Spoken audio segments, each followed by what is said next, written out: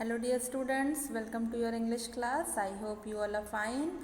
And here in this video, this is a video of your lesson number 3, because as you know we are going as per the pedagogy plan, means as per the topic we are doing the study, and the topic for our June month is food.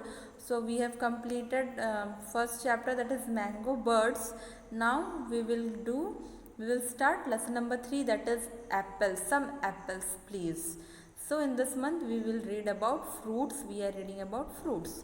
First chapter mango birds we have completed. Now we will continue with lesson number 3, that is some apples please.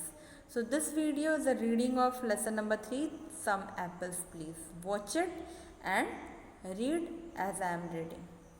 Watch the video. So let's start the story. Some apples please. This happened a very long time ago in England. There was a little old woman who lived in a little cottage in a village. One day she wanted to eat an apple pie. The more she thought about it, the more she wanted to eat an apple pie made of juicy red apples. But she had no apples. She had a pear tree full of ripe yellow pears and a plum tree full of juicy red plums. But how can one make an apple pie with pears or plum? And the old woman longed for an apple pie. I know what to do. I will take some of my plums to the market and get apples in exchange for them, she said to herself. So she set off with the plums in a basket on her arm. As she walked along the road, she heard a lot of crackling and quacking. She peeped over the hedge and saw a young woman trying to herd a flock of hens, ducks, and geese. The young woman looked up. "Hello," she said, "are not these birds noisy?" Then the young woman and the old man started talking like old friends. The old woman showed the young woman the plums, said how much she wanted to eat apple pie. "Oh," said the young woman, "my husband wants to have plum jam and I have no plums at all on the farm. I would love some, but I have no apples to give you. I can only give a bag of feathers in exchange for them." "Well," said the old woman, looking at the juicy red plums, "I suppose at least one of us will have our wish." So she gave the plums to the young woman and took the bag of feathers and put it into her basket. At least the feathers were lighter to carry. She set off once more for the market, hoping that she would get some apples for the feathers. The road was long and she walked until she came to another farm. The most delicious smells came floating out of the kitchen window of the farmhouse. The old woman stopped at the gate to smell the fresh bread and cakes. As she stood there, she heard a man and a woman quarreling loudly.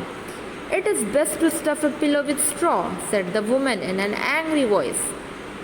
"I don't think so. Cotton is best. Isn't it much softer?" said the man in an angrier voice.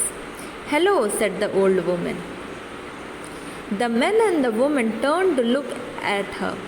"Oh, would you please help us settle this? It is better to stuff a pillow with straw or cotton." "We can't agree," said the woman. "Oh, neither," said the old woman. "I would stuff it with feathers. Feathers makes the best pillows."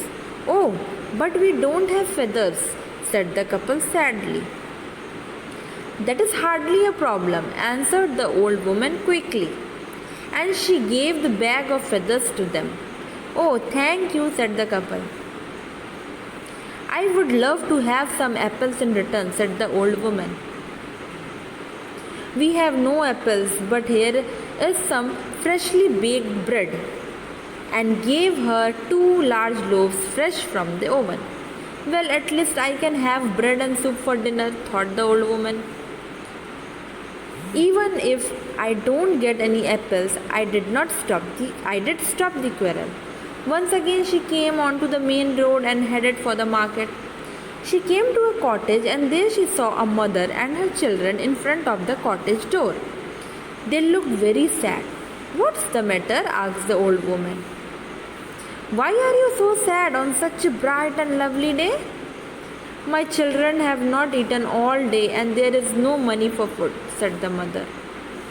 How can I keep this bread when they are all so hungry? Thought the old woman. She took out the 2 fresh loaves and gave them to the mother. How kind of you! I am sorry that we have nothing to give you in return.